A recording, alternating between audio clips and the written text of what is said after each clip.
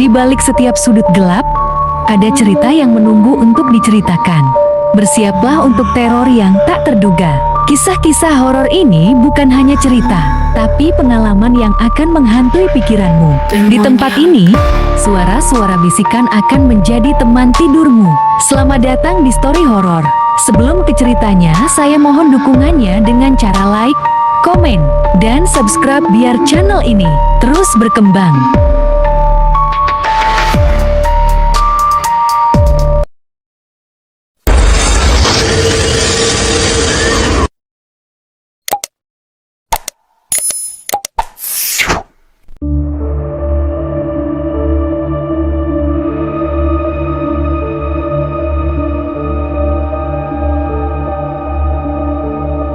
Pernahkah kalian melewati jalan tol saat tengah malam, ketika jalanan sepi, kabut mulai turun, dan suasana tiba-tiba terasa berbeda?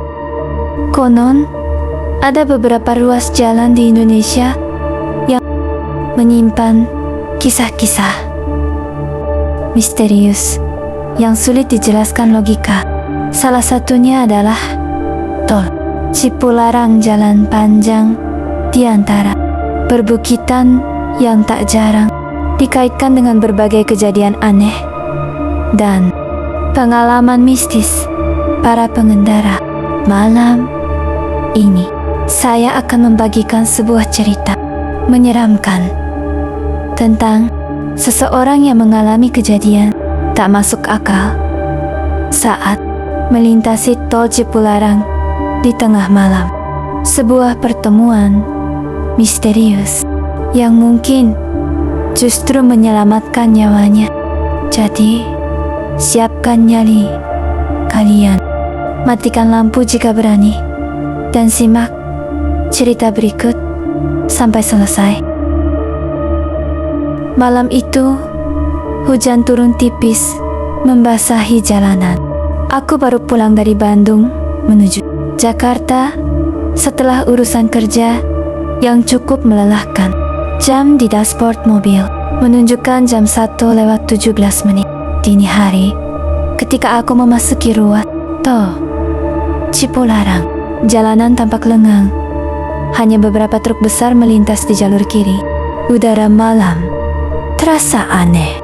Kabut tipis mulai turun, terutama saat memasuki area perbukitan yang terkenal dengan tikungan panjang dan turunan curam.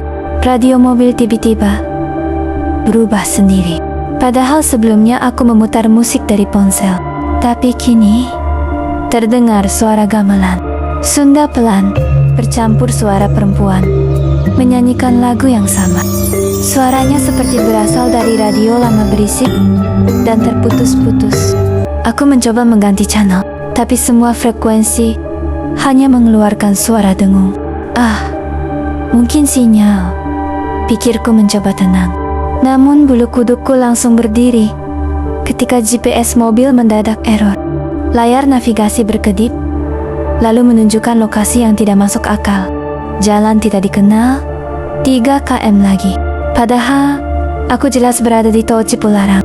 Aku mulai merasa tidak nyaman. Beberapa menit kemudian, di kejauhan, terlihat seorang perempuan berdiri di bahu jalan. Ia mengenakan kebaya putih lusuh. Rambutnya panjang menutupi wajah. Anehnya, di tengah malam dan hujan seperti itu, ia berdiri diam tanpa bergerak sedikit pun. Aku sempat ingin berhenti untuk membantu, tapi entah kenapa, perasaan takut menahanku. Saat mobil semakin dekat, perempuan itu perlahan mengangkat tangan seperti memberi isyarat minta tumpangan. Aku mempercepat laju mobil. Jantungku berdetak lebih cepat. Namun yang membuatku hampir kehilangan kendali adalah ketika melihat spion tengah. Perempuan itu sudah duduk di kursi belakang. Jiyong basah, kuyup. Kepalanya tertunduk. Tanganku gemetar hebat. Nafasku tercekat. Aku langsung menoleh ke belakang. Kosong. Tidak ada siapa-siapa. Ini cuman halusinasi, gemamuk. Tapi tiba-tiba terdengar suara lirih dari belakang. Jangan lewat jalur kanan. Aku membeku. Suara itu jelas sekali. Perempuan, pelan, namun dekat di telinga. Belum sempat aku berpikir. Di depan terlihat sebuah truk besar melaju zigzag di jalur kanan. Tanpa pikir panjang, aku langsung pindah ke jalur kiri. Beberapa detik kemudian, suara benturan keras menggema. Sebuah mobil hitam di jalur kanan tertabrak truk hingga menghantam pembatas jalan. Aku spontan mengerem pelan. Napasku memburu. Kalau tadi aku tetap di jalur kanan, mungkin mobilku yang hancur. Tubuhku mulai dingin. Dengan tangan gemetar, aku menoleh lagi ke kursi belakang. Kosong. Tapi ada bekas air di jok belakang, seperti seseorang habis duduk di sana. Aku segera memacu mobil menuju rest area terdekat. Saat berhenti, seorang petugas kebersihan melihat wajahku yang pucat. "Mas, kenapa? Kayak lihat setan aja." Aku menceritakan semuanya. Dengan terbata-bata, wajah bapak itu langsung berubah serius. Ia lalu berkata pelan, "Kalau perempuan kebaya putih di Cipularang, katanya suka muncul, tapi bukan buat ganggu." Aku menelan ludah. "Maksud bapak?" "Maksud bapak?" Petugas itu menatap jalan tol di kejauhan. "Katanya dia suka ngasih peringatan sebelum kecelakaan besar." Sejak malam itu, aku tidak pernah lagi berani melewati tol Cipularang sendirian saat larut malam. Karena sampai sekarang, aku masih ingat satu hal yang paling menyeramkan. Saat membersihkan mobil keesokan harinya, di kaca belakang ada tulisan samar dari embun, "Hati-hati di tikungan berikutnya." Itulah cerita mistis tentang pengalaman menyeramkan saat melewati tol Cipularang. Terlepas dari benar atau tidaknya kisah ini, satu hal yang pasti selalu berhati-hati saat berkendara, terutama di malam hari. Karena terkadang ada hal-hal yang tak bisa dijelaskan oleh logika manusia. Kalau kalian pernah mengalami kejadian aneh atau mistis saat di perjalanan, coba tuliskan pengalaman kalian di kolom komentar.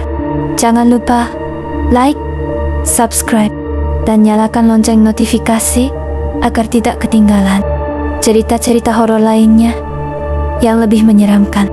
Sampai jumpa di cerita berikutnya. Dan ingat, hati-hati jika melintas sendirian di malam hari.